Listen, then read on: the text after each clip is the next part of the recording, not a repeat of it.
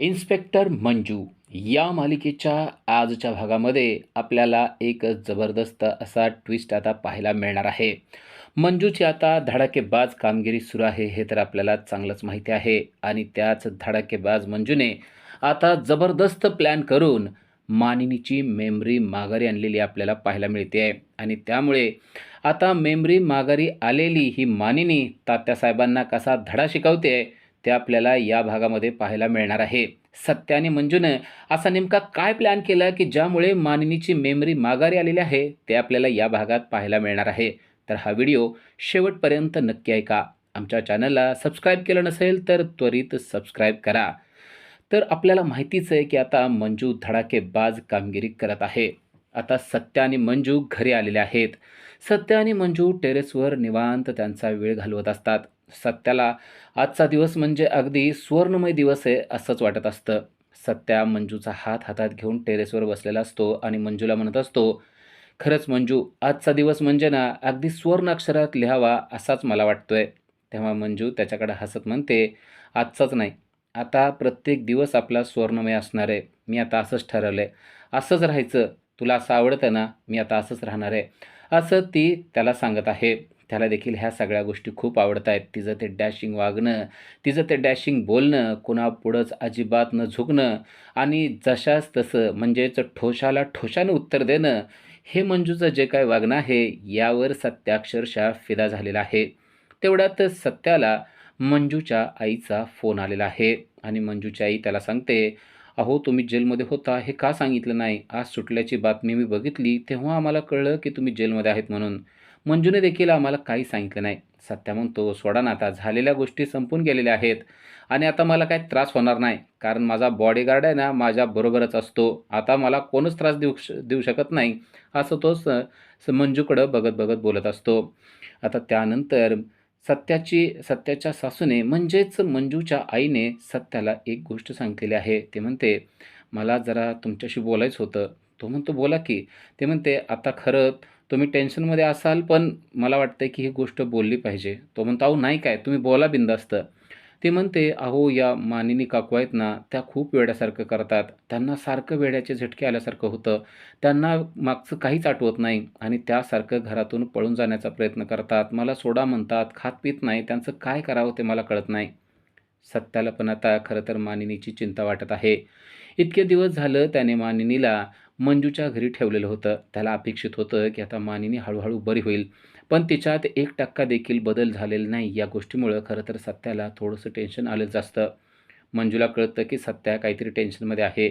तेव्हा मंजू म्हणते, जे काय असेल ते आपण व्यवस्थित करूया आणि मंजू आईला बोलते, फोन घेते आणि म्हणते, आई असू दे, आता ना तू त्यांची काळजी घे. मी आणि सत्या उद्या येतो, त्यानंतर आपण बोलूया. असं म्हणून आता तिने फोन ठेवून टाकलेला असतो. पण सत्या टेन्शनमध्येच आहे. तेव्हा मंजू त्याला समजावून सांगू लागते आणि म्हणते, मी आहे ना, काय टेन्शन घेऊ नको. आपण काहीतरी उपाय करूया. सत्या म्हणतो, हो, मलाही कळतंय, पण एक कळत नाही की त्यांना काहीच कसं काय आठवत नाही आहे आणि त्यांना आठवण्यासाठी आपण काय करावं ते.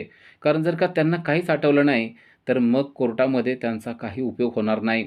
म्हणजेच तात्यासाहेब या केस मधून सहजपणे सुटू शकतो, याची भीती सत्याला देखील वाटत आहे. मंजू म्हणते, असं अजिबात होणार नाही. आपल्याला त्यांची मेमरी माघारी आणता आलीच पाहिजे. सत्या म्हणतो, मला देखील असंच वाटतंय. पण आता त्यांना इलाजाला कुठं न्यावं ते मला कळत नाही.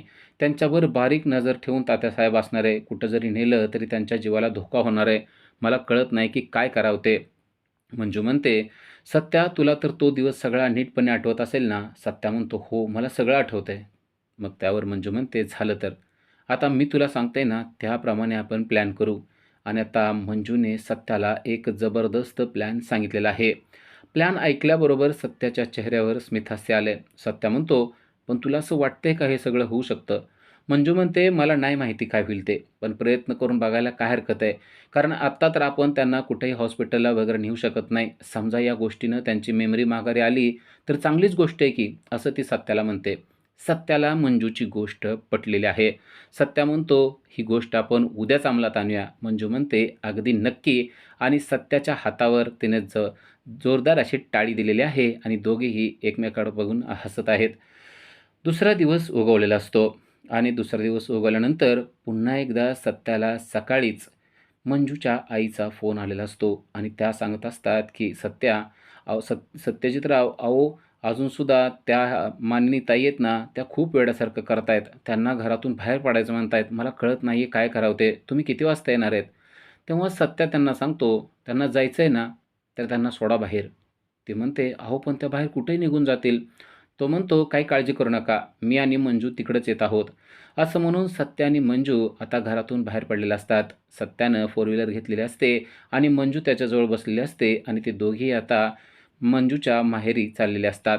आणि इकडे मंजूच्या आईला त्याने सांगितलेलं असतं, की मानिनीला जायचं असेल तर घराच्या बाहेर सोडा आणि त्यानुसार आता मंजूच्या आईने देखील मानिनीला सोडलेलं असतं आणि त्यामुळे मानिनी आता मंजूच्या आईच्या घराच्या बाहेर पडत असते. ती एक-एक पाऊल अशी पुढं-पुढं चाललेली असते. पण सत्या आणि मंजू यांनी अगोदरच सगळी फिल्डिंग लावून ठेवलेली आहे. जशी ती बाहेर पडते, तसं एक व्यक्ती तिच्या पाठीमागच असतो. पण मानिनीला मात्र त्या गोष्टीची खबर नसते.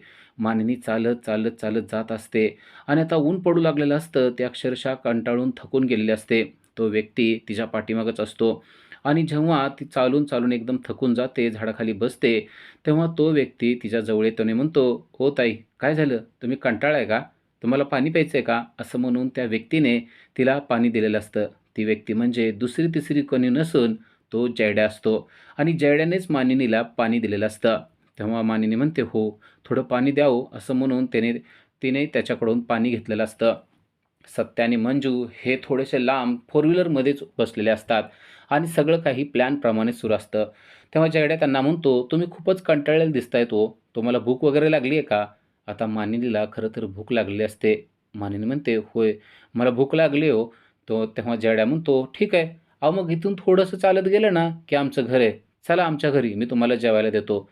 मानिनी अगोदरच भोळसर आहे. तिचा कुणावरही अगदी सहजपणे विश्वास बसू शकतो, हे सत्य आणि मंजूला देखील माहीत असतं. जयड्याच्या त्या शब्दावर ती आता त्याच्या मागं चालू लागते आणि जयड्या तिला एका झोपडीमध्ये घेऊन जातो. झोपडीमध्ये घेऊन गेल्यानंतर तो तिला जेवायला देखील देतो. शांतपणे मानिनी जेवण करत असते. पण सत्य आणि मंजूने अगोदरच सगळी फिल्डिंग लावून ठेवलेली आहे. मानिनीला यातली कोणतीच गोष्ट माहिती नसते.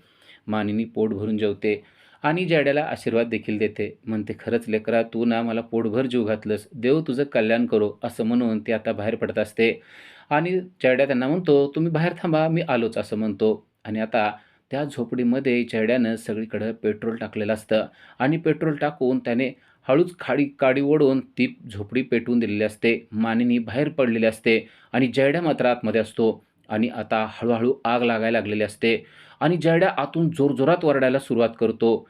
जयड्या अचानक का ओरडायला लागलाय म्हणून मानिनी आत येऊन पाहण्याचा प्रयत्न करते, तर त्याच्या पाठीमागे झोपडीला आग लागलेली तिला दिसते आणि अक्षरशः ती हादरूनच जाते. जयड्या त्या आगीच्या जवळ असतो हे पाहिल्यावर तिला काय करावं ते कळत नाही. कारण आत्ताच या मुलानं आपल्याला जीव घातलं आणि तो आता आगीत सापडलाय असं तिला जाणवू लागतं आणि ती देखील जोरजोरात ओरडू लागते. जयड्या देखील जोरजोरात ओरडत असतो. तेवढ्यात मंजू आणि सत्या दोघी फोर व्हीलर घेऊन धावत पळत तिथे येतात आणि लगेच आतमध्ये जातात. मानिनी बाहेर आलेली असते. झोपडीला आता भीषण आग लागलेली असते.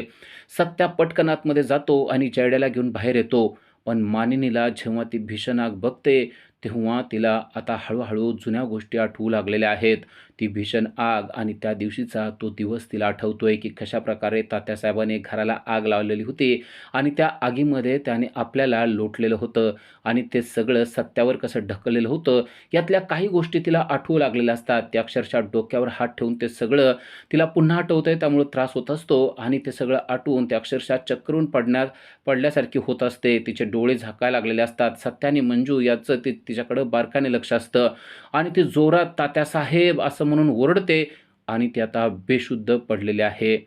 बेशुद्ध पडल्याबरोबर सत्या आणि मंजूने तिला गाडीमध्ये ठेवलेलं आहे आणि पुन्हा एकदा मंजूच्या घरी ते घेऊन आलेले आहेत. सत्याने डॉक्टरांना देखील बोलवलेलं असतं.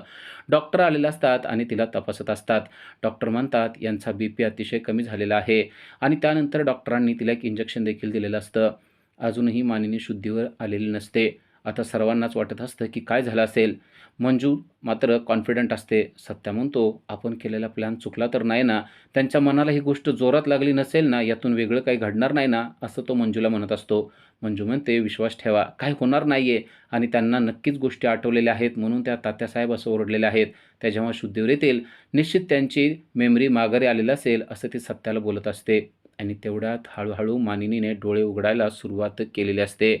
मानिनी जेव्हा हळूहळू डोळे उघडते तेव्हा मानिनी पुन्हा एकदा सत्याकडे पाहते आणि तिला तो जाळ, त्या जाळामध्ये आपल्याला ढकलणारा तात्यासाहेब हे सगळं पुन्हा पुन्हा आठवू लागतं. पण यावेळेस मात्र तिला त्या गोष्टीचा अजिबात त्रास होत नसतो. कारण जे काय सत्या आणि मंजूने केलेलं होतं त्यामुळे तिची मेमरी खरोखरच माघारी आलेली असते. आणि ती ताडकन उठून बसते आणि म्हणते, मी कुठं आहे? मला त्या तात्यासाहेबाला आयुष्याची अद्दल घडवायची आहे. कारण त्या तात्यासाहेबाने मला आगीत ढकलून दिलेलं होतं. असं सगळं काय आता तिला आठवू लागलेलं आहे. तो तात्यासाहेब जर का मला सापडला तर त्याचं थोबाड रंगवणारे, त्याच्या थोबाडीत देणारे अशा पद्धतीनं आता मानिनीने बोलायला सुरुवात केलेली असते. हे सगळं पाहून मंजूच्या आईला तर धक्काच बसतो. कारण आजपर्यंत ही बाई किती मलूल बोलत होती. आजपर्यंत ही बाई किती साधी होती. हिला आपण कुठे आहोत या गोष्टीचं देखील भान नव्हतं. पण आता तिची मेमरी माघारी आल्यानंतर तिचा खरा स्वभाव सर्वांना समजलेला आहे. ती काही साधी मलूल नाही तर ती तडफदार एक बाई आहे की जी तात्यासाहेबाला सुद्धा धडा शिकवू शकते. हे आता सर्वांच्या समोर आलेलं असतं. सत्या आणि मंजू मात्र खुश झालेले असतात. कारण सत्या आणि मंजू यांनी केलेला प्लॅन अगदी पूर्णपणे सक्सेस झालेला असतो. सत्याच्या चेहऱ्यावर आता स्मितहास्य असतं आणि तो मंजूकडे बघतो आणि तिला हात करून, अंगठा करून डन असं म्हणतो. आणि तेव्हा मानिनी मात्र अजूनही तात्यासाहेबांचंच नाव घेत असते. तर मानिनीला अजून तो दिवस स्पष्टपणे आठवत असतो आणि ती म्हणते, तात्यासाहेबानं जे काय केलेलं आहे त्याची कर्मकहाणी मी आता पोलिसांना सांगितल्याशिवाय गप्प बसणार नाही. तेव्हा सत्या आणि मंजू तिला दिलासा देतात आणि म्हणतात, ताई तुम्ही काहीसुद्धा काळजी करू नका. तुम्हाला जे काय वाटतंय ना ते अगदी तसंच होणार आहे. तात्यासाहेबांना आपण कडकमधली कडक शिक्षा देणार आहोत. आत्ता सध्या तुमची प्रकृती थोडीशी गंभीर आहे. तुम्ही थोडासा आराम करा असं म्हणून त्यांना दिलासा देखील दिलेला असतो. पण आता सत्या आणि मंजूच्या प्लॅनमुळे मानिनीची मेमरी तर परत आलेली आहेच. पण या सगळ्यामुळे आता तात्यासाहेबाला जन्माची अद्दल कशी घडते ते आपल्याला पुढील भागामध्येच पाहता येणार आहे. अशा सिरियलच्या अपडेटसाठी आजच आमच्या चॅनलला सबस्क्राईब करा. थँक्यू.